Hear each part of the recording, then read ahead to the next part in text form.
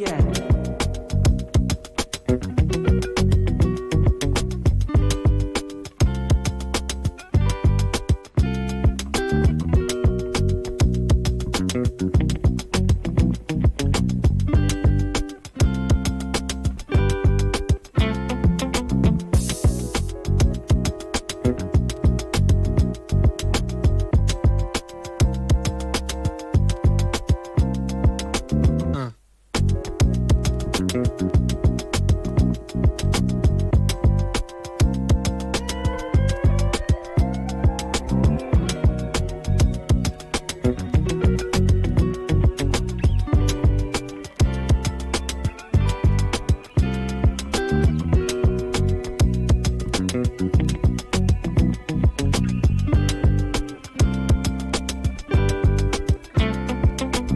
No.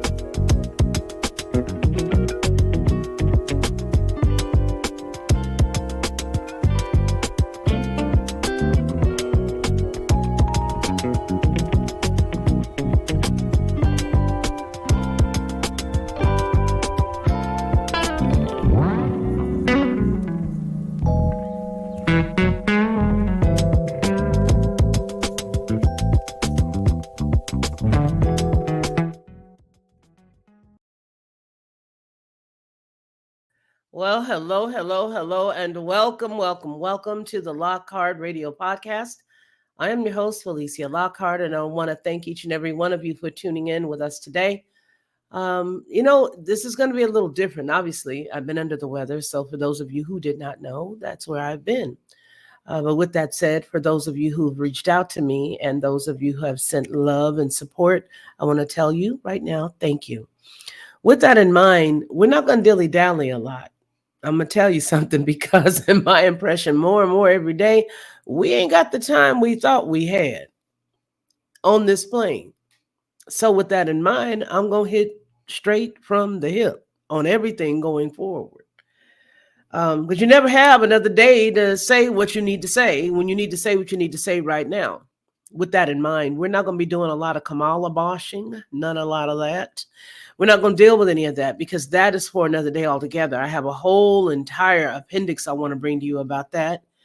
And I want to let you know that when I bring that to you in the next couple of days, I want you to share that.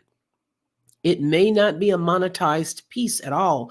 And I'm not doing it for any monetization. I'm doing it so that you'd be able to share it with people because the stuff that we're about to deal with needs to be shared. People that you know, don't take the water to the ocean. Don't give it to somebody who agrees with you. I want you to piss somebody off. I want you to send it to somebody who don't agree with you. But you don't have to worry. They won't have to hear you say it. They can hear me say it. So I want you to share this next bit of information, not today's broadcast, possibly tomorrow. If I get enough energy to come back later on tonight, I may bring it later on tonight because it's that imperative. It's imperative that you share this information with other people. It tells you exactly who we're dealing with in a nice little small package, what the real agenda really is in a small, nice little bitty package, and why it's important for us all to band together to make sure that we do not allow this atrocity to take place here in our country. Let's see who we got over here. Oh, wow, we got a full house. I want to thank all of y'all. I see you, William. I see you, Ahau. Oz is in the house. William Smith's in the house. Elwin, hello. Janet, hi. Oh, look at there. There's Becca Loves Jesus. Hey, girl. Tonette, long time no see. And so, Sarah, hey. and from shit is what your name is. And let's just hope that since that's your name, that's a real person. That it ain't somebody that's coming in here to get tossed out, because we'll do that for you too. With that in mind, hey, Constance, with that in mind, we're going to get right into it. As you all know, the other day we had that one story come right out. And oftentimes if I am like resting or something and I go right in and I just record from my handheld device, i.e. my phone, and I create a video and I put it out, that means I'm not getting any notifications of anything that's changed. So by the time I grabbed that first story that said, okay, well, yeah, he's he's not endorsed Trump, but he stood back. Well, right after that, you guys saw I had to come right back and put something else. So if it's a story like that, I won't be able to, get it until I get our notification. With that in mind, what we have today are things that have already been done. And I'm glad that it's that way because I want to give you my take, my reaction on it, and so much more. There's other things that I want to talk about and more. I do not want this to be a situation where a person feels as if I'm telling you who to vote for. I'm going to react to this video and I'm going to pull out and exegete the key points. I do not want anybody to think that because he may have chosen this person to run with him, or Trump may have chosen that person to run with him, that all these people are terrible and they're bad. I don't know any of these folks, okay? I don't know them personally. Do I have links to reach out to them? Certainly I do. Have I reached out to them? No, I've not. But with that in mind, I don't want to look at anything other than what they say until I have some evidence of opposite of that. I'm laying down this ground rule, the ground rules, because I believe it's so vital. Because I only want to deal with the context. I only want to deal with what the person is saying, not the people they hung out with, not the people that may have gotten on the plane with or didn't get on the plane with, went over here. I can't deal with that right now, you guys. That's just, it's stuff that's not, it may not be, it may be real, but it's not where I'm coming from today. I believe that our country is in such, if we was all sitting around having a beer, if Sandy Aaron is in here, she know what I would say. The country's freaked. It's freaked. It's freaked up. It really is. We're going to have to really do a lot of shucking of some corn and pull back some type of sustenance because the country is really in trouble. But let's get into this, okay? Let's get into it. I want to first start. I've got so many things I do want to start with. I'm going to start with him first, and then we're going to look at both he and Trump together. So the first one we're going to look at is pretty long. I'm going to put it on 1.25 so that it speeds up a little, and then we'll fast forward it a little bit. Also, because it is copywritten material, we're going to have to change it, which means I may have to add a music track, and I may have to change the background around it, as well as punch in and out to give commentary so that it meets the threshold of me legally using it, okay? And as long as we all can agree with that, hey, sis, Black Spring, as long as we can all agree with that and we have that understanding going forward, I think we're going to be cool. All right. All right. No more talking because I got me some Gatorade. I'm going to drink that while we're watching this. I love everybody for being here. Thank you, guys. And thank you for those who have taken your time to send me Cash Apps and who have sent me PayPals in my absence. Thank you, guys. I love y'all and I appreciate you. Okay. I appreciate you. Here you go. All right. Here's a full speech. Again, we're going to pull it up. Playback speed, 1.25. I want it to sound a little, realistic. All right. I'm sorry to keep everybody waiting. 16 months ago, in April of 2023, I launched my campaign for President of the United States.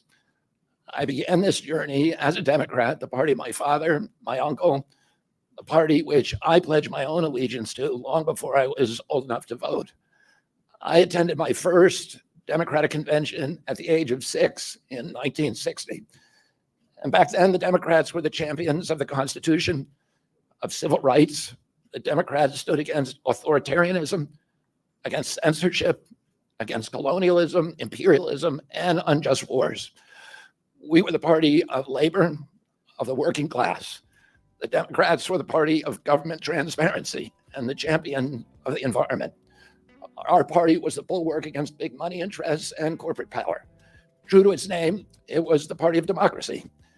As you know, I left that party in October because it had departed so dramatically from the core values that I grew up with. It had become the party of war, censorship, corruption, big pharma, big tech, big ag, and big money. When it abandoned democracy by canceling the primary to conceal the cognitive decline of the sitting president, I left the party to run as an independent.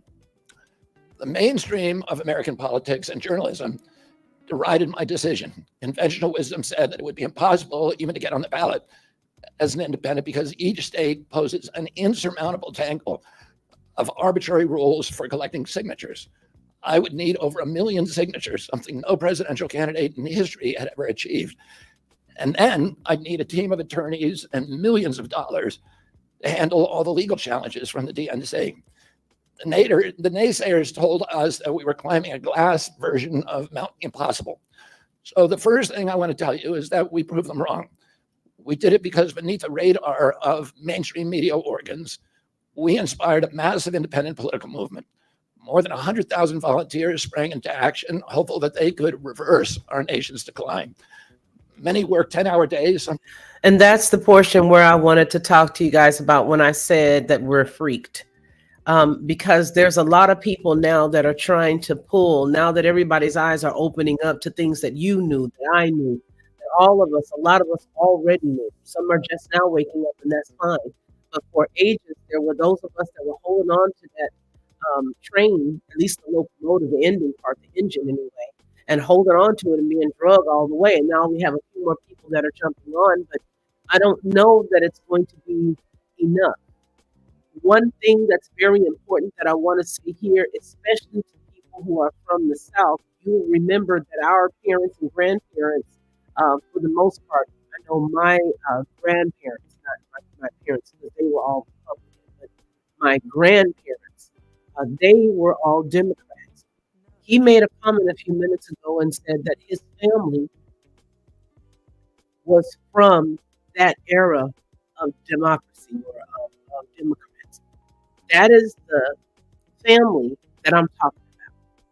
Those individuals who think this is still their group, and it's not. This is a communist group. This is a socialist group. This group far exceeds Marx. This group far exceeds Marx. Out the gate, no holds barred. No holds. No holds. So what they're fighting against is a well-oiled machine, one that has been in movement for a long time. And so the individuals that are now pushing for what they think, okay, they have no idea that they have all been beguiled. They don't have any idea that what they're operating under is the spirit of witchcraft. They have no idea that what they thought they were following got a switch and bait. And even though they may scratch their heads to some of the things that they hear, they can't believe it. And so they continue to push forward. That in tandem with the fact that a lot of them have ingested a lot of things that would help to sway their mindset. So let's continue. Sometimes in blizzards and blazing heat. They sacrifice family time, personal commitments, and sleep month after month, energized by a shared vision of a nation healed of its divisions. They set up tables at churches and farmers markets. They canvassed door to door. In Utah and in New Hampshire, volunteers collected signatures in snowstorms, convincing each supporter to stop in the frigid cold, to take off their gloves, and to sign legibly. During a heat wave in Nevada, I met a tall, athletic volunteer who cheerfully told me that he had lost 25 pounds collecting signatures in 117-degree heat. To finance this effort, young Americans donated their lunch money, and senior citizens gave up part of their Social Security checks. Our 50-state organization collected those millions of signatures and more. No presidential campaign in American political history has ever done that. And so I want to thank all of those dedicated volunteers and congratulate the campaign staff who coordinated this enormous logistical feat. Your accomplishments were regarded as impossible. You carried me up that glass mountain. You pulled off a miracle. You achieved what all the pundits said could never be done. You have my deepest gratitude, and I'm never going to forget that, not just for what you did for my campaign, but for the sacrifices you made because you love our country. You showed everyone that democracy is still possible here. It continues to survive in the press and in the idealistic human energies that still thrive beneath a canvas of neglect and of official and institutional corruption. Today, I'm here to tell you that I will not allow your efforts to go to waste. I'm here to tell you that I will leverage your tremendous accomplishments to serve the ideals that we share, the ideals of peace, of prosperity, of freedom, of health, all the ideals that motivated my campaign. I'm here today to describe the path forward that you've opened with your commitment and with your hard labors. Now, in an honest system, I believe that I would have won the election. In a system the like kind that my father and my uncles thrived in, a system with open debates, with fair primaries, with regularly scheduled debates, with fair primaries, and with a truly independent media untainted by government propaganda and censorship. In a system of nonpartisan courts and election boards, everything would be different. Now, listen to what he just said to us, because we remember the 70s, we remember the 80s, and that's not so long ago, even though things were starting to slide away even then. Prior to the tampering of the Smith-Lund situation, prior to that tampering, things were a little bit more on course.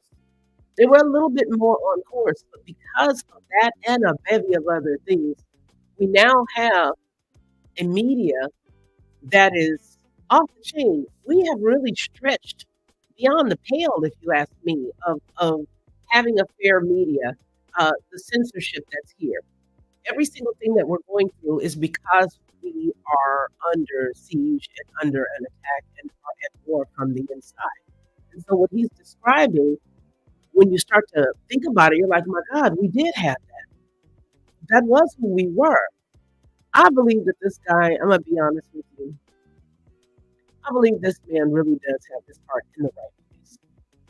I believe he tried his best, and I believe that's who he is.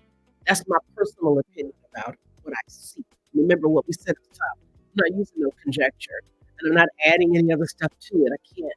I don't have the bandwidth right now. I can only go by what the cat says and look at his life, look at what he's done. I don't care about his friends. Listen, we all work with people in our personal lives, and we know doggone good well those people ain't done. Okay, you sit back and talk about some of your bosses if you're not the boss yourself, and maybe your employees do if you are.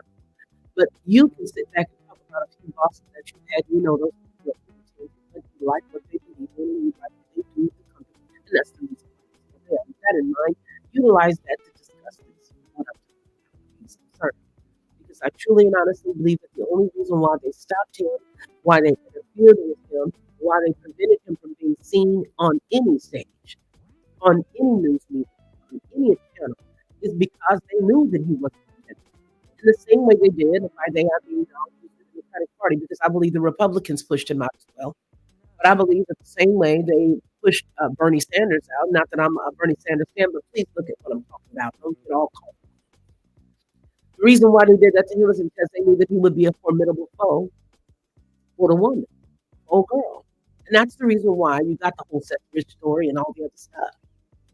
Because they speak or tout this lie of a democracy that used to be here, that once was. They speak that and push that so that they can, like the wolf, get into the hen house. That's what they do. They get just like the fox squeezing their fat butts inside of the hen house, but that's the way they do it, by shrouding themselves as somebody else. They put on the nice wolf skin, put on the nice sheep skin, and they're a wolf under there, right? And that's how they do it. So I believe this guy's heart was in the right place. I really do. I don't know how it's going to fare working at all with Trump, but we're going to look at that in a minute. And the reason why I say that is because these cats right here are some of the last dudes that's going to put an ass on the chest and try to jump in front of the train. Even though they know they got to give up some of their own mentality to hang out with the cats that other people are going to attach to them to get the job done, right? Because I don't believe that once you become president, you have the full autonomy. You ain't running nothing. You're a bobblehead. And it's unfortunate that after his family's so many losses that he's had in his family, that he's just not, got a hold of that fact. You only got a handful of cats after this. This is it. This is it. You got a circus for Congress. You got them cats just running around in circles, doing that little filibuster after filibuster after filibuster. Now you got this man here, and he's going to be rocking with Trump in a minute. Now we can talk about Trump's failed vice presidential candidate all day long. in a perfect world, they being the businessmen that they are, knowing that they may not get along about everything, but they can work together. That's how board meetings are. You find everybody on the board, and if somebody doesn't like the other thing somebody else says, but they're coming to and they work together. That's what I believe that a relationship between him and Trump.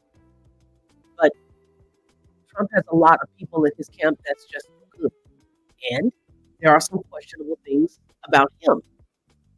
With that said, if you are involved, the purpose of this communication today is for me to bring you a different mindset of what you've got to dissect as you're going to that polling station in the next few months. You've got to dissect some things. Now, we already know the other side is being quiet specifically because they don't want to let it out. And they know that as soon as they let homegirl start talking, she's going to start talking about equity. And then somebody's going to get smart and figure out that equity really means communism, socialism. Give me all your land. You don't need no house. If you need a house, we're going to give you one. You're going to own nothing and you're going to be happy. Because that's exactly what this is. So let's listen. After all, the polls consistently showed me beating each of the other candidates, both in favorability and also in head-to-head matchups. But I'm sorry to say that while democracy may still be alive at the grassroots, it has become little more than a slogan for our political institutions, for our media, and for our government, and most sadly of all for me, the Democratic Party. In the name of saving democracy, the Democratic Party set itself to dismantling it, lacking confidence in its candidate, that its candidate could win in a fair election at the voting booth. The DNC waged continual legal warfare against both President Trump and myself. Each time that our volunteers turned in those towering boxes of signatures needed to get on the ballot, the DNC dragged us into court, state after state, attempting to erase their work and to subvert the will of the voters who had signed those petitions. It deployed DNC-aligned judges to throw me and other candidates off the ballot and to throw President Trump in jail. It ran a sham primary that was rigged. Do you guys still have garbled sound? You guys were saying that the sound was garbled. Believe it or not, this was recorded for 47 minutes yesterday. And all while he was talking, there was exceptional commentary because it's off the cuff like it is now. But at that time, they literally made my stream dual. And it was a pre-recorded message. And it was dual. I can't explain that to you unless you use StreamYard. Then you'd understand that there was literally two of me, two sounds, two of him, two everything, 47 minutes into the show. So if there is something that that you're hearing now, somebody, do I have any? I got 1, 2, 3. Okay, great. I have 3 mods here. William, if you can keep up with my sound. Tonette, thank you for keeping up with my sound as well. And A Howl is here as well. Okay. All right. You guys just keep up with that for me. It's buffering too. Oh, bless the Most High. All right. I think what I'll do is just fast forward through some of this. Somebody mentioned earlier how long it was, but I'm going to go up here because there's a piece here that I really want to hear. Hold on. Let's see if this is it. Your institutions have made themselves government mouthpieces and stenographers for the deluge of hit pieces within the presidential campaign in 1992. Roz Perot gave 34 This is pertinent here. Elections, observing that Putin and his party controlled the Russian press and that Putin prevented serious opponents from appearing on the ballot. But here in America, the DNC also prevented opponents from appearing on the ballot. And our television networks exposed themselves as Democratic Party organs over the course of more than a year in a campaign where my poll numbers reached at times in the high 20s. The DNC-aligned mainstream media networks maintain a near perfect embargo on interviews with me. During his 10-month presidential campaign in 1992, Roz Perot gave 34 interviews on mainstream networks. In contrast, during the 16 months since I declared, ABC, NBC, CBS, MSNBC, and CNN combined gave only 2 live interviews. They didn't think we were going to find that out? This is the type of ish that I'm talking about. This is the type of stuff when I was telling you guys that I was sick, and how I realized that, you know what? You don't have a lot of time to just be off the cuff, just straight up. This is some BS. This is the ish that's going on, and we all just sort of know it, but we feel like we can't say nothing. But we can say something. This is the ish right here. Ross Perot, over 30 interviews. Him, only 2. We know this is some BS. Where's my button, Sandy? Oh, okay. Sandy Aaron gave me my button. That's exactly right. That's exactly what it is. I wish that I could really get to the meat the way I want to. I'm going to let this man finish because I really want you to hear it. But that is something that should give all of us pause, that we have literally been deluded to the place where we are knowing that this type of stuff is going on. But until you hear it out of the horse's mouth, it doesn't make us have the V8 moment. You know what I'm saying? It's like, my God, we didn't realize that. Ross Perot did do this. He did only have 2 speeches. We all knew that they were blocking him out. So it's not just the DNC, it was the RNC as well. Okay, it's the RNC as well. Let's go. Hey, those networks instead ran a continuous deluge of hit pieces with inaccurate, often vile, pejoratives and defamatory smears. Some of those same networks and colluded with the DNC to keep me off the debate stage. Representatives of those networks are in this room right now, and I'll just take a moment to ask you to consider the many ways that your institutions have abdicated this really sacred responsibility, duty of a free press to safeguard democracy and to challenge always the party in power. Instead of maintaining that posture of fear, skepticism toward authority, your institutions have made themselves government mouthpieces and stenographers for the organs of power. You didn't alone cause the devolution of American democracy, but you could have prevented it. The Democratic Party's censorship of social media. Go, boy. He said you could have prevented it. He put him on notice. You could have prevented it. Y'all knew it was going on, and y'all could have prevented it. You could have stood up. You could have understood that you're a part of media, and that media doesn't have to go that way. I mean, you ever since you watched the old movies where the media man had to go and hide out because he had a hot story, and the other side didn't want him to give out the goods. You all knew you could have did better. Everybody is so politically correct these days, it's terrible. You don't even have a place to go worship no more because everybody is all politically correct. And the funny thing is that politically correct is so incorrect. And yet he's telling these people that you are the media and you guys could have prevented it, but you didn't do it. Nobody stepped outside the box because you're all afraid, letter A.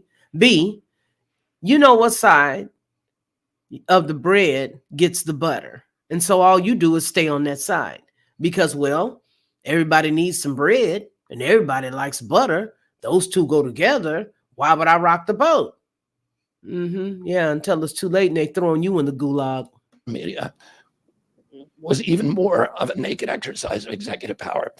This week, a federal judge, Terry Doty, upheld my injunction against President Biden, calling the White House's censorship project, quote, the most egregious violation of the First Amendment in the history of the United States of America. Doty's previous 155-page decision details how just 37 hours after he took the oath of office, swearing to uphold the Constitution, President Biden and his White House opened up a portal and then invited the CIA, the FBI, CISA, which is a censorship agency. It's the center of the censorship industrial complex, DHS, the IRS, and other agencies to censor me and other political dissidents on social media. Even today, users who try to post my campaign videos to Facebook or YouTube get messages that this content violates community standards. 2 days after Judge Doty rendered his decision this week, Facebook was still attaching. Do you guys hear that double talk? Do you hear that? There was nothing open for you to even hear that. But then stuff starts opening for you to hear that. That's what I'm talking about. 47 minutes yesterday of an excellent commentary that this would have been up and posted yesterday. Anyway, let's see if we can prevent that from happening again. Warning labels to an online petition calling on ABC to include me in the upcoming debate. They said that violates community standards, their community standards. The mainstream media was once the guardian of the First Amendment and democratic principles, and has joined this systemic attack on democracy. It also, the media justifies their censorship on the grounds of combating misinformation, but governments and oppressors don't censor lies. They don't fear lies. They fear the truth, and that's what they censor. And I don't want any of this to sound like a personal complaint, because it's not. For me, it's all part of a journey, and it's a journey that I signed up with. But I need to make these observations because I think they're critical for us doing the thing that we need to do as citizens in a democracy to assess where we are in this country and what our democracy still looks like, and the assumptions about U.S. leadership around the globe. And are we living up? Are we really still a role model for democracy in this country? Or have we made it, a kind of a joke? And here's the good news. While mainstream outlets denied me a critical platform, they didn't shut down my ideas, which have especially flourished among young voters and independent voters, thanks to the alternative media. Many months ago, I promised the American people that I would withdraw from the race if I became a spoiler. A spoiler is someone who will alter the outcome of the election but has no chance of winning. In my heart, I no longer believe that I have a realistic path to electoral victory in the face of this relentless systematic censorship and media control. So I cannot in good conscience ask my staff and volunteers to keep working their long hours or ask my donors to keep giving when I cannot honestly tell them that I have a real path to the White House. Furthermore, our polling consistently showed that by staying on the ballot in the battleground states, I would likely hand the election over to the Democrats, with whom I disagree on the most existential issues: censorship, war, and chronic disease. I want everyone to know that I am not terminating my campaign. I am simply suspending it and not ending it. My name, my name will remain on the ballot in most states. If you live in a blue state, you can vote for me without harming or helping President Trump or Vice President Harris. In red states, the same will apply. I encourage you to vote for me. And if enough of you do vote for me, and neither of the major party candidates win 270 votes, which is quite possible. In fact, today our polling shows them tying at 269 to 269. And I could conceivably still end up in the White House in a contingent election. But in about 10 battleground states where my presence would be a spoiler, I'm going to remove my name. And I've already started that process and urge voters not to vote for me. It's with a sense of victory and not defeat that I'm suspending my campaign activities. Not only did we do the impossible by collecting 1 million signatures, we changed the national political conversation forever. Chronic disease, free speech, government corruption, breaking our addiction to war have moved to the center of politics. I can say to all who have worked so hard the last year and a half, thank you for a job well done. 3 great causes drove me to enter this race in the first place, primarily. And these are the principal causes that persuaded me to leave the Democratic Party and run as an independent. And now to throw my support to President Trump. The causes were free speech, a war in Ukraine, and the war on our children. I've already described some of my personal experiences and struggles with the government's censorship industrial complex. Listen to I want to this. say a word about the Ukraine war. The military industrial complex has provided us with a familiar comic book justification, like they do on every war, that this one is a noble effort to stop a supervillain, Vladimir Putin, invading the Ukraine and then to thwart his Hitler-like march across Europe.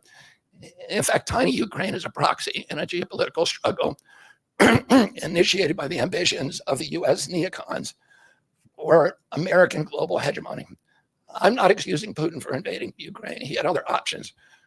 But the war is Russia's predictable response to the reckless neocon project of extending NATO to encircle Russia, a hostile act. The credulous media rarely explain to Americans that we unilaterally walked away from 2 intermediate nuclear weapons treaties with Russia and then put nuclear-ready Aegis missile systems in Romania and Poland. This is a hostile act. and that the Biden White House repeatedly spurned Russia's offer to settle this war peacefully. The Ukraine war began peacefully. The Ukraine war began in and put nuclear-ready Aegis missile systems in Romania and Poland. This is a hostile act.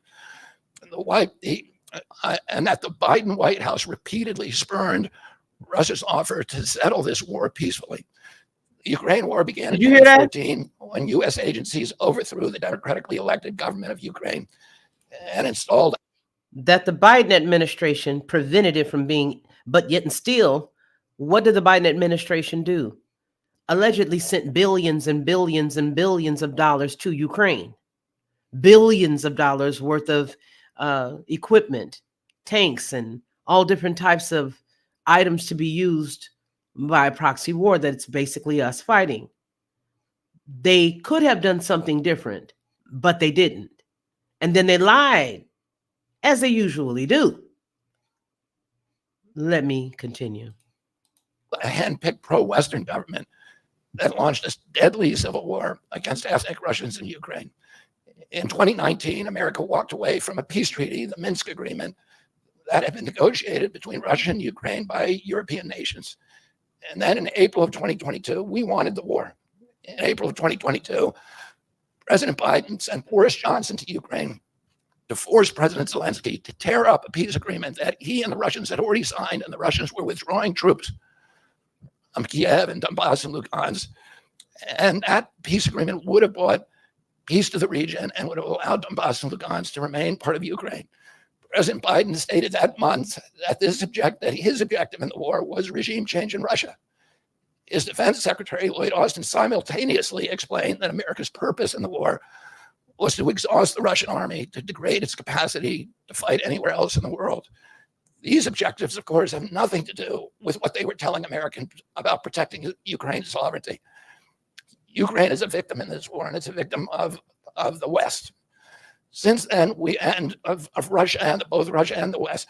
Since then, we have, since tearing up that agreement, forcing Zelensky to tear up the agreement, we've squandered the flower of Ukrainian youth, as many as 600,000 Ukrainian kids, and over 100,000 Russian kids, all of whom we should be mourning, have died, and the Ukraine's infrastructure is destroyed.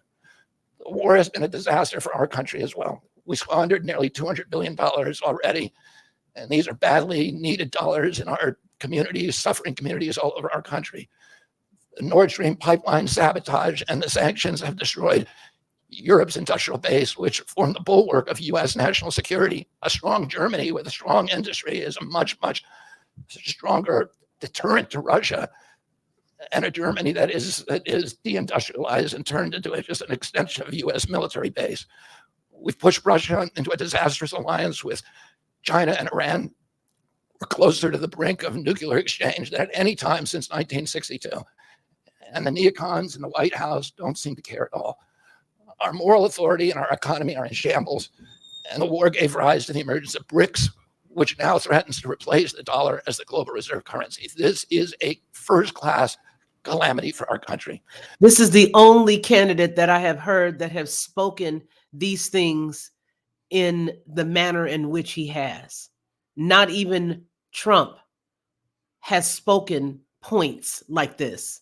A lot of rhetoric about the competition, a lot of rhetoric about people, a lot of rhetoric about the stuff that gets the clicks, the views, and the thumbs up. But this man is speaking. He's speaking your language. He's literally telling you what is. And that's the reason why I said this ain't going to be like nobody else's commentary, because I'm letting him talk for himself, but I'm also making sure that we're highlighting what he's saying so that we take that to the bank, because that's what's real. He definitely just got through saying that, hey, they put it out there to you like this, but this is really what's going on in the background. You know who I am. You know who I know, or you should. If you don't know, you should know who I know. That's what he's saying. You should know that what I'm bringing you ain't no BS. And you know that it's not any BS because of the fact that you can see. You can see somebody is lining their pockets with all of that money, because we darn sure don't have it. We don't have it. Come on, let's go. Your video ended. Mercy. Let's go. Judging by her bellicose, belligerent speech last night in Chicago, we can assume that President Harris will be an enthusiastic advocate for this and other neocon military adventures. And President Trump says that he will reopen negotiations with President Putin and end the war overnight as soon as he becomes president. This alone would justify my support for his campaign. Last summer, it looked like no candidate was willing to negotiate a quick end to the Ukraine war, to tackle chronic disease epidemic, to protect free speech, our constitutional freedoms, to clean corporate influence out of our government, or to defy the neocons and their agenda of endless military adventurism. But now one of the two candidates has adopted these issues as his own, to the point where he has asked to enlist me in his administration. I'm speaking, of course, of Donald Trump. Less than 2 hours after President Trump narrowly escaped assassination, Callie Means called me on my cell phone. I was then in Las Vegas. Callie is arguably the leading advocate for food safety, for soil regeneration, and for ending the chronic disease epidemic that is destroying America. Okay, you guys, we're going to pick that up with him and Trump on stage together. I've already queued this up. He's going to come right in and say that here. So let's piece this over here, and we're going to hear him talking about this part on the stage with Trump. Now, let me add this before we get into this, because he just made a very positive statement, and that was nobody else did this. Nobody else has said these things but me. Here's what I'm hoping. I'm hoping that they didn't help, that this guy didn't go over with this cat so that you can keep your enemies closer. You know what I'm saying? And then they can just go on ahead and wipe him out, because he's talking stuff that the general public, you and I may know because we, dig deep. But there's standard people out there that don't know a lot of this stuff. And that's the sad part that gets you so tired of sharing any of this stuff with people, simply because of the fact that they think they know something because they heard a soundbite from somebody else. And they don't do any research. They take that little piece and they run with it. Well, here's Trump. And he is going to now introduce RFK Jr. And this is where it picks up here, because the sweet piece is, he says the identical thing in this speech that we're just leaving right here with Trump. Let's go. Tonight, I'm very pleased to welcome a man who has been an incredible champion for so many of these values that we all share, and we've shared them for a long time. I don't think too many of you people have heard of him. He's very low-key. He's a very low-key person, but he's highly respected. He is a great person. I've known him for so long. For the past 16 months, Robert F. Kennedy Jr.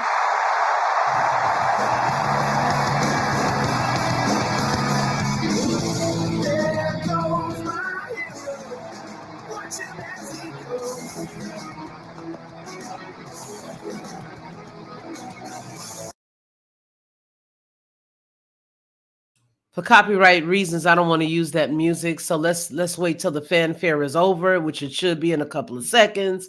But I can't afford that hit, y'all. Yeah, can't afford it. Can't afford it. If somebody gives a $20 super chat or a $20 super sticker or anything like that where the video will pay for itself, then yeah, we can possibly let it roll. But other than that, I can't do it. So let's just go on ahead and yeah, I got to drop the music. You know it, William. I got to drop the music. So let's see. Hopefully the music is stopped. Yeah. Okay, come on. Hopefully it's done. Hold on. Let's check. An extraordinary campaign for President of the United States. I know, because he also went after me a couple of times. I didn't like it. Oh, well. And I mean this sincerely. Had he been allowed to enter the Democrat primary, he would have easily beaten Joe Biden, but they wouldn't let him in. They put up rules. I've never seen rules like you had to have 65% of the vote in order to run, little things like that. Yeah, but let me ask you this. Did the bobblehead that's up there right now that they appointed, that they selected, you want to talk about selection? They selected this chick. They selected her. They stuck her into place. And then they told her, look here, get your stupid butt up there and don't say one word, because you know that you're going to spill all the beans and you're going to tell everybody who you really are and what we're really trying to do. So you be quiet and do as much cackling and giggling as you can. Sound like a hyena and we'll just take the heat. Candidacy has inspired millions and millions of Americans, raised critical issues that have been too long ignored in this country. and brought together people from across the political spectrum in a positive campaign grounded in the American values of his father, Robert Kennedy, a great man, and his uncle, President John F. Kennedy. And I know that they are looking down right now, and they are very, very proud of Bobby. I'm proud of Bobby. You want to know the truth?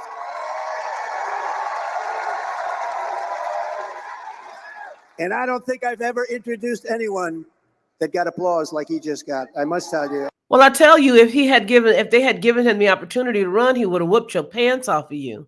And the reason why I say that is because people are tired of the BS. People are tired of the promises that are broken. People are tired of people getting up here just pretending that they're going to do it. And that is the reason why I believe his relatives are no longer here. Because of the fact, I've got to block the music, because of the fact that this is a very humble and sweet man. And I'm going to say that, okay? I'm going to just say that. That's my personal impression of him, that he's a sweet man. He is. I mean, he cares about kids. I don't care about the other stuff that you guys can drag in here like cats drag crap in. I don't care. I'm just saying what I feel. All right. And I believe that he would have given Trump a run for his money. This is how far we've gotten, to where regular young people who could have found out who this man is will not be given that opportunity. All right. And that's the problem. So come on, Trump, get on off the stage, because you picked a real humdinger for your VP pick. I don't know who shoveled that cat, but they're really pushing the they're really pushing the Aryan agenda. That's like every time you turn around, you're finding somebody from that region that they're shoving that has some type of attachment with someone from that region. There's a specific region. There's a specific region that I'm talking about. Hurry up, Trump. Okay. And so that's what I feel. I feel like, hey, this is the deal. This is what's up. And this is a very humble man, because he is doing all the talking. And when this man gets up, all he's about to do is give the points. All right. Let me just fast forward, Mr. Jeeves. Let me fast forward, Jeevesy. Here is review of the attack.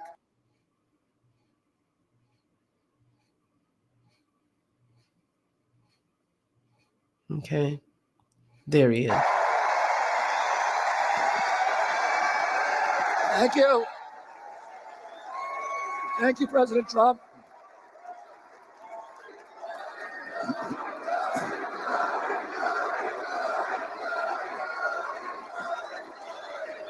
Thank you. And you see Trump's face. I'm going to be very honest. I'm going to pick on Trump through this one, baby. That man from June 14th, that's his birthday. He don't like that. He'll deal with it as a CEO. He will definitely deal with him getting some type of pumping up, but he's going to make sure that he keeps him where he needs him. If he does decide to allow him to continue to rock with him, he's going to make sure that he can control what goes on, what's said and what's not said. And that's just what I believe, because I was a big proponent of Trump in the very beginning. In 2016, I was literally audited after pushing for him. I got, so shadow banned, and I'm still shadow banned now on certain platforms. So shadow banned. I mean, I did a boatload because I didn't want the person he was running against as the president. Okay, so great. But then after that, I got to see that a lot of the people that I did not want to be an influence was then being right there with him. I mean, there's no way that you don't know who your daughter is married to, and who you don't know who your daughter married to, and you don't know who your daughter's husband's business partners are, especially one that starts with an S and ends with an S. How do you not know that's your daughter's husband's business partner? Where they do that at? That bothered me. The whole Fauci-ouchie thing bothered me. Every single thing that he did, including Syria, bugged me to no ends. I didn't want old girl, but there's a lot of stuff that Mr. June 14th did that I didn't appreciate. And I'm just going to keep this man. I'm going to continue to intercede for this man right here, because I don't know what's next for him, but let's see. A few hours after the assassination attempt at Butler, I got a call from a safe food advocate named Kelly Means, who's been fighting for many years to try to end the corruption at CDC and FDA and USDA. And these institutions, these regulatory agencies are actually run by the big food processing companies, the big ag and the chemical companies that they're supposed to regulate. And he said to me that he'd been advising me for many years and on my campaign.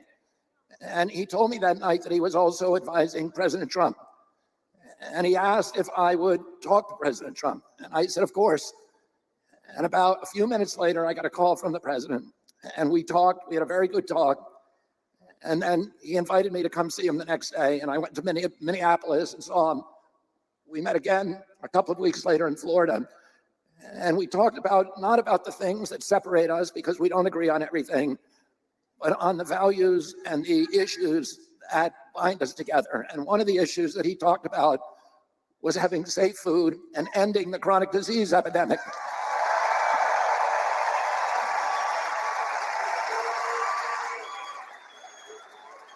Our children are now the unhealthiest, sickest children in the world. Don't you want healthy children? I'm going to stop right here and I'm going to show you guys why, and we'll come right back to this because it's important to highlight this as it's said. Let me show you the reason why his face is so uncomfortable while he's talking. Yeah, I'm sorry, baby. You guys might love him, and I think that's nice, but I got to give it to you. The reason why his face is so uncomfortable while RFK Jr. is speaking about the big pharma and the food and all this other stuff. Here on the screen, you see Procter & Gamble, you see Philip Morris International, you see Coca-Cola, let's see, Broadcom, who else is here? Excuse me, JP Morgan, Johnson & Johnson, Home Depot, no problem. These are all the companies that Trump has been given a second 45-day extension to file 2024 financial disclosures by the Federal Elections Commission, and now has until August 15th to disclose his financial holdings. That was according to the date of this writing in U.S. News. Though the former president has yet to file this year, Americans looking to invest like Trump can buy these 8 stocks in his financial, included in his financial disclosures from 2023. Okay, this is from 2023. Yeah, we got to call the bullshit out. I'm sorry to say it. For those of you who get clutching your invisible pearls, we got to call it out. This is the reason why he feels that way. Coca-Cola, we already know what's in that. Johnson & Johnson, we already know what's up with that. We already know Procter & Gamble. I mean, every time you turn around, they got a recall. I got so doggone tired of the recalls, I just stopped doing recalls because I was so frustrated with hearing they took everything from Procter & Gamble, from the deodorant to the body shampoo, from the body shampoo to the hair and hair conditioner and body products and hair products. Everything they took down 1 year. About 3 years ago, they took down everything. So these are the companies, barring a few of these that are not necessarily things that people put on their bodies. And remember, the skin is the largest eliminative organ that you have. Anything you put on the skin goes into the bloodstream. And I know there'll be a few people out there that don't agree to that, and that's fine. You can get in the corner, you can suck your thumb and you can rock back and forth and pull up your socks. I don't care. The point is, if you put it on your body, the skin is the largest eliminative organ and it goes through the bloodstream. So if you got some of that stuff, this is the reason why he's rocking back and forth, because he didn't want that to be brought up. And look at how his audience is literally cheering for this dude that's talking for them. See, this man is speaking on the listener's behalf. He's speaking about what's up with the food, the drugs, with everything that you put on your body, put in your body, how the kids are being poisoned, how the people of America are the sickest. And we're supposed to be the richest country on the face of this earth. And yet and still we got the sickest people roaming around the streets. Everybody is shaped like a 7, walking around like this right here. Not just because of the cell phones. Everybody's head is down. Okay? But because of the fact that this is the stuff that's been allowed to be put in body. Well, homeboy, according to the disclosures from his financials in 2023, at least these right here. These right here. This him. Oh, well, let's get back over to this, shall we? Don't want to make anybody upset. Although we know. You already know. I don't care. But that's just the point. So let's go on ahead and let's look at his face again. Okay. Let me go back here so that we can pick it up where we left off. I don't feel like redoing it all over again. Okay. Now let's finish where he is. And don't you want the chemicals out of our food? And don't you want the regulatory agencies to be free from corporate corruption? And that's what President Trump told me that he wanted. He also told me that he wanted to end the grip of the neocons on U.S. foreign policy. He said he didn't want any more $200 billion wars in Ukraine, that we could use that money back here in the United States.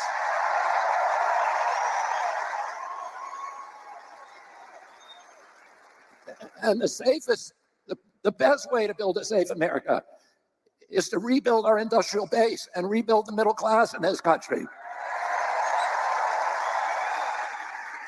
And don't you want a president who's going to get us out of the wars and who's going to rebuild the middle class in this country?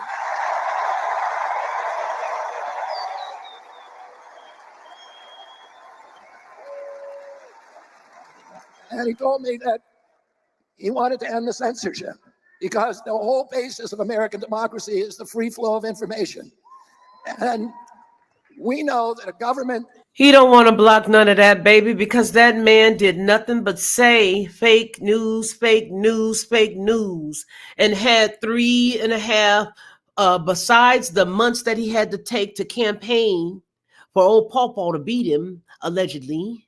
Okay, he could have taken then to undo the bow tie that Home Skillet from Chicago so eloquently walked out there with his BlackBerry and his ink pen, and he jacked everybody up with the Smith-Mundt Act. He could have redone that. He could have fixed that. I said redone it. He could have did that, but he didn't. He didn't. Why he didn't? Hey, don't shoot the messenger. I'm just saying the homeboy didn't do it. So I don't know if bringing him to his side is a good thing. Frankly, I probably would have just left the country and left everybody in his hands, because he's saying stuff on a platform where Trump stands that Trump ain't said. And even if he says it, lock her up, lock her up, lock her up, she's still going to be a nice lady. They still going to be a nice couple. That can silence its opponents has license for any kind of atrocity. And can you think of any time that you can look back in history and say that the people who were censoring were the good guys? They're always the bad guys, because it's always the first step down that slippery slope to totalitarianism. And don't you want a president who's going to protect America's freedoms?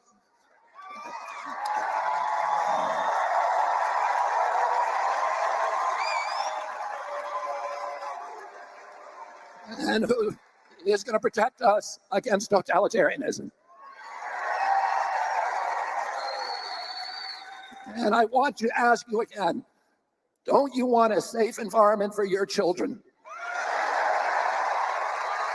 Don't you want to know that the food that you're feeding them is not filled with chemicals that are going to give them cancer and chronic disease? And don't you want a president that's going to make America healthy again? Thank you all very, very much, and God bless you, and God bless America.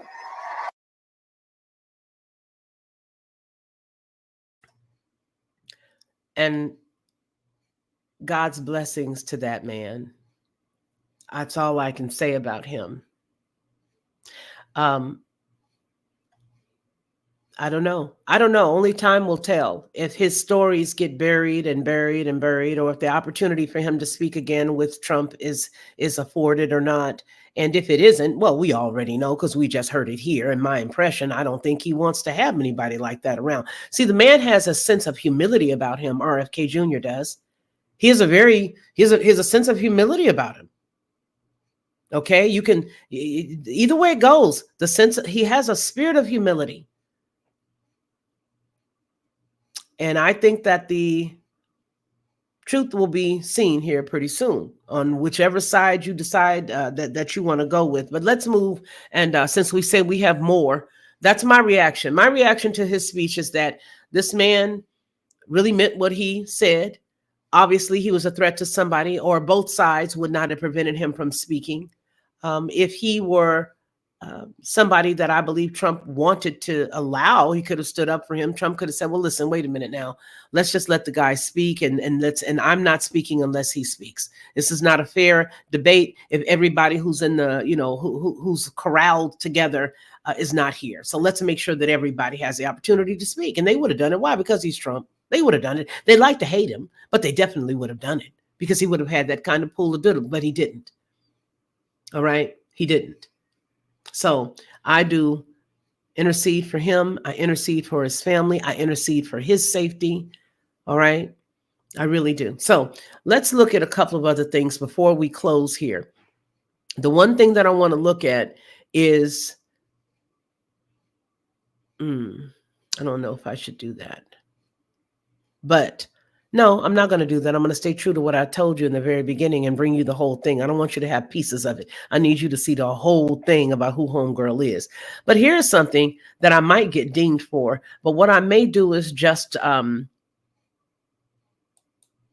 may just quiet the sound because it's got some music. So let's just see here.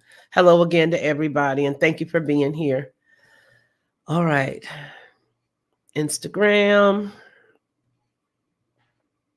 And I'm not sure if you guys have all seen this or not, but it's got music in the background. Forget it. It's all good. I mean, I can't do nothing anyway. So let's go. Listen to this. Oh, can I find it somewhere else?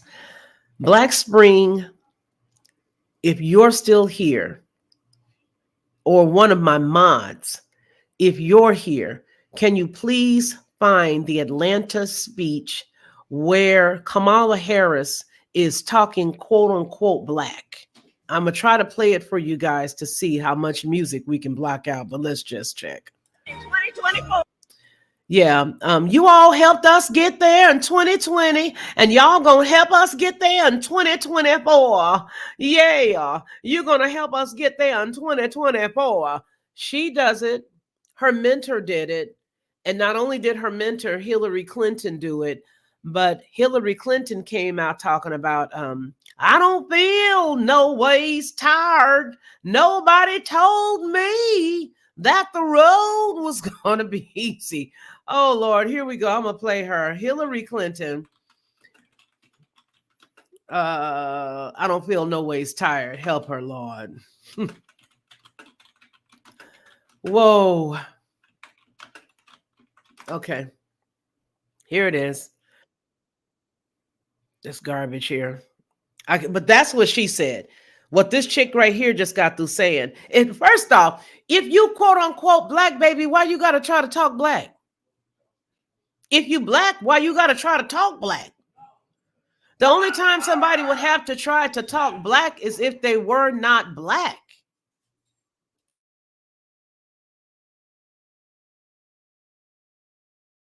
Why would somebody have to talk black if they black? And what does talking black sound like? Let's just see what Hillary Clinton has to say. Here she is. My friends, we have a march to finish. I will be reintroducing the Count Every Vote Act to ensure that every voter is given the opportunity to vote, that every vote is counted, and each voter is given the chance to verify his or her vote before it is cast and made permanent. We have to stay awake. We have a march to finish. On this Lord's Day, let us say with one voice the words of James Cleveland's great freedom hymn. I don't feel no ways tired. I come too far from where I started from. Nobody told me that the road would be easy. I don't believe he brought me this far to leave me. And all of them black folks sat there and clapped and all right, go ahead on, girl, do your thing, girl, say that. And they're still that stupid today. Because the sad part is our people do not require much. All they require is her husband playing the saxophone to vote him in. And then he runs shots on the nation. All they require is her and a little bit of hot sauce in her pocketbook. And then she, from the back, runs shots on the nation. Kamala Harris's sister works with this woman.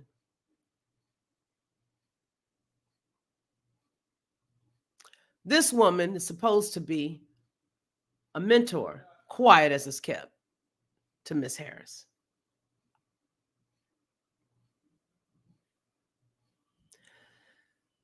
This is a systematic takeover by communists that are far beyond Marx.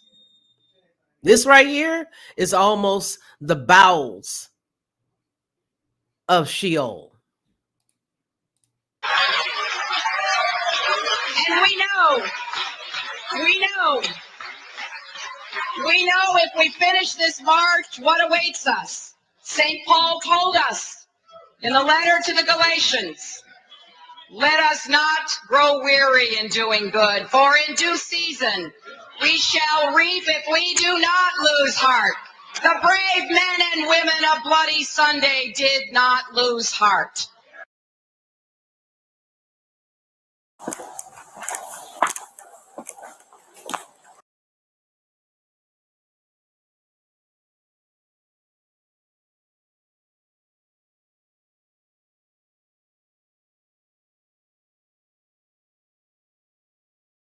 She referenced the man who wrote that song. I don't feel no ways tired. Nobody told me that the road was going to be easy.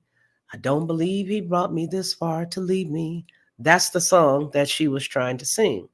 So let's find out about the life of this man that she was just talking about. Let me take a pick of which one do I want to talk about here.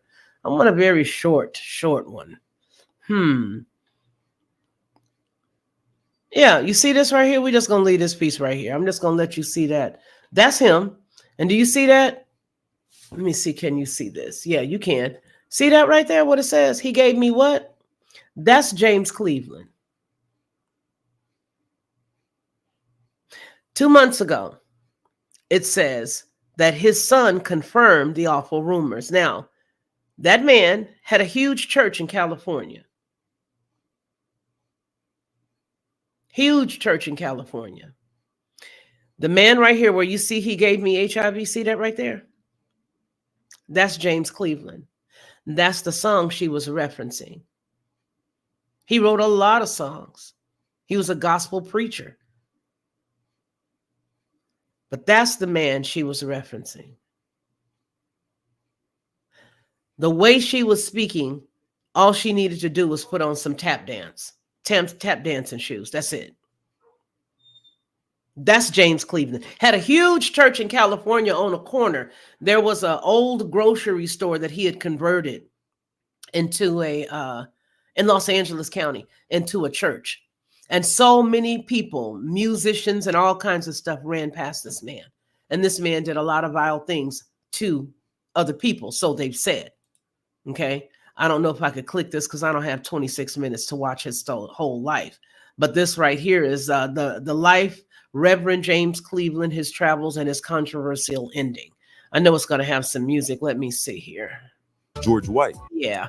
Let me see. Can I mute that? No, because I'm probably still going to get jacked just for playing it. The lies that say that you can use something and then they lie and you can't. But nonetheless, that should go to show exactly what they're all about. The pimping and the pandering. And all they do to the Black community is bring their garbage and bring their comments and their statements to make people think that they're giving them something and they're not. That's all they do. All they do is bring their hot sauce. This broad, the one who's running right now, literally said that she put collard greens, her greens, she said that when she had too many people to make greens for, and she ran out of space, she would put the greens inside of a bathtub. And Joe Brown and I were cracking up laughing about the stupidity of that statement. Because anybody from the South or anybody that washes greens, especially if you're from a Black family, you know doggone good and well your kitchen don't go with your bathroom.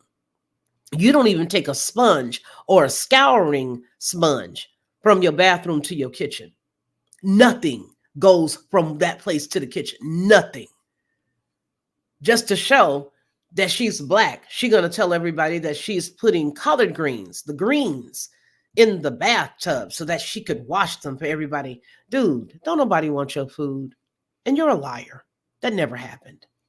It never happened. So I want you guys to, reassess a little bit. Think about some of the things that you've seen. Remember the body language of the people that we just saw, specifically Trump, specifically her. I couldn't play the whole thing with this girl, Kamala Harris, but I sure wish I could have, because they not only had her, they had her in that clip. They also had Ocasio-Cortez in that thing talking about, if you got to fold clothes working at a store, you can do that. Ain't nothing wrong. We're not idiots, you dodo birds. And I just wish that somebody would take this message and give it to them. We don't need you pandering to us, speaking as if we're idiots. If you got something that you want to give to a specific community, talk to them, deal with them toe to toe. Don't come around here talking to us like we're stupid. Don't come around here trying to think that, how do they talk? Let me speak like they speak. Don't do that. Just say what it is that you want. You want the babies. And you want to continue to rob from the communities that you stick people in. And you want us to go away. That's what you really want. You really want that, especially with Kamala running around here constantly talking about how she just wants, to tell everybody that Trump is this person dealing with abortion and he's going to abolish this and that. What type of stupidity is that? That's just plain stupidity. And people are running around with this garbage. So let me clear this out. But again, don't forget the stocks. According to 2023, Coca-Cola on the list. And that man that was just standing up there with him, just a quick reminder before we leave out of here, was letting you know that he is all for making sure that the people who put products on your body and food in your children's stomach is held accountable. And as you can see, it needs it. Anybody that will be running for president would be remiss in their responsibilities to take that and utilize that as an item to run with. Applause for Tennessee. Tennessee refuses to allow all that skywriting in the sky. They don't want it nowhere near them. And they've abolished that. So good for them. Good for them. Really quickly before we leave, I want you guys to see this, that shortly after the speech that RFK had given, he was able to get a little audience here. And I do want to show it because it was on Fox News. This is on his Twitter, and please go to his Twitter page. Listen, I'm not a person that believes I'm the last good human being on this earth, period. There's a lot of people, well, you know what, if it didn't come from me, I just can't trust it. If it didn't come from such and such, I just can't trust it. I mean, get over it. Here he is. Trump also wanted to work on it. And President Trump had been reaching out to me. And I talked to him a few hours after the assassination attempt, and we had a long conversation by phone. I then had 2 extensive meetings, and there were issues, the broad issues. Can you guys hear that? It's so low over here. Into the campaign, which was ending the Ukraine war, ending the censorship, and protecting children's health. We're all reforming our food supply, all the things that we need to do to make our children healthy again. Those are all things that President Trump also wanted to work work on it. And he invited me to form a unity government. We agreed that we'd be able to continue to criticize each other on issues on which we don't agree. But these issues are so important in their way of unifying our country. We need in this country to reach a point where we love our children more than we hate each other. It's a good unifying theme that I think a lot of people could get around. It's how we get there. That's always the devil is in the details. Have you all negotiated over or talked about a cabinet position, another position within a Trump government in exchange for your endorsement? No, there's been no commitments. But I met with President Trump, with his family, with his closer advisors, and we just made a general commitment that we were going to work together. What about the states where you're trying to get off of a number of swing state ballots to say, I'm going to stay on a number of state ballots, but in these swing states, I'm going to try to withdraw myself and ask my supporters, or at least you're telling them, think about supporting President Trump. Did you negotiate over which states you would try to withdraw from? Yeah, I mean, we all knew which states they were. They're basically 10 swing states where my presence in the race would have Vice President Harris and would have harmed President Trump. So I'm going to get off the ballot in those states, and then we're going to stay on the ballot in 30 states. And, I'm encouraging people to vote for me in those states. Those are states where the votes, they're either all red or all blue states where their votes are not going to change the outcome of the race. But in the states where I would have been a spoiler, I'm going to get out. So it's about 10 states. Okay, so there were reports a couple weeks ago citing an official from your camp and also a Democratic official saying that there'd been outreach to the Harris camp as well to possibly discuss you working within the Harris administration in exchange for an endorsement of her. Is that true? And what happened with that? I reached out to them on the same basis that I reached out to President Trump, and we actually talked to other presidential candidates, including Chase Oliver and the Libertarian Party, about figuring out ways that we could end the polarization and the hatred and the vitriol, start talking about issues. And I was welcome to listen to anything from the Democrats that they were going to do something about the war, about the Ukraine war, about the censorship, about the child health crisis, this epidemic of chronic disease that has now disabled about 60% of our kids. And when my uncle was President, Shannon, only 6% of Americans had chronic disease. Today, over 60% do. And it's hard to find a kid today that's not been damaged by it. And it's coming from our food supply, from pollution in our environment, from toxics in our environment, and mainly from corruption in our government that allows that to happen. Okay, so you saw Kamala come out on stage and do her thing, do her little wave or whatever. We're about to leave out of here, but I just wanted to make the comment that, well, Buddy seems a bit excited over there. I just wanted to make the comment that to me, it just seems as if the only thing that's important for the Democrats right now is to keep her as quiet as possible. To keep her as quiet as possible, because what's in her is definitely going to come out. And I don't think that they want that to come out right now. I think that they want it to come out later. But we're going to do a recap of what it is that's up with her. And I hope that everybody who is leaning in that direction will take into consideration what I present and add that in your decision making, the same way as we did here today. I've given my personal opinion, which is nothing to sway anybody, and that is that I believe that he's a nice guy. I believe that I believe that his heart is to try to help any way that he can, but I don't believe that he really realizes how dirty these people are. I'm sure that he does, in light of the fact that his father and his uncle are no longer here because of the group that is.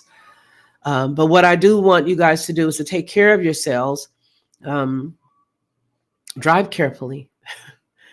Okay, please, everybody, drive carefully, because I had the freakiest accident last weekend, and I just want to tell everybody, drive carefully and drive safely. Freakiest accident. My vehicle is totaled. Totaled.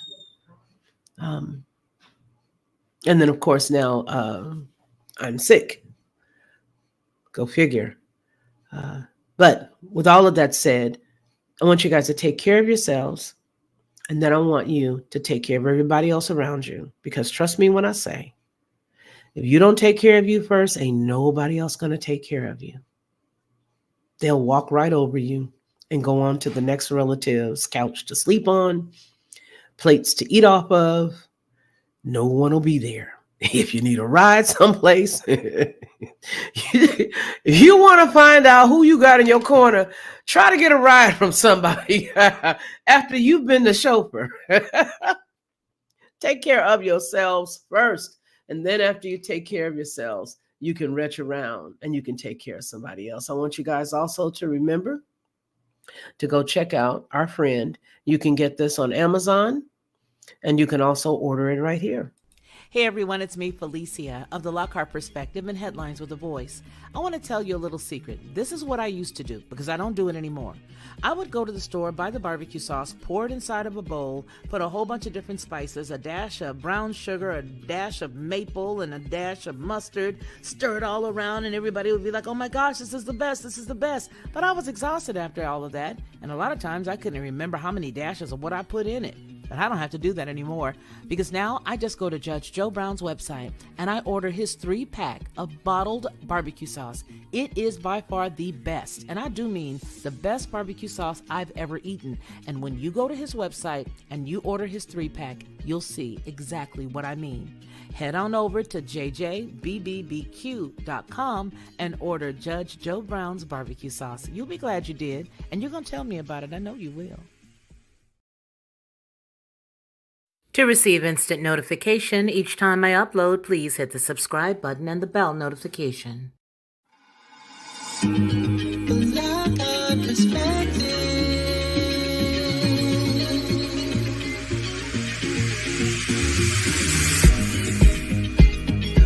Helping you along the way,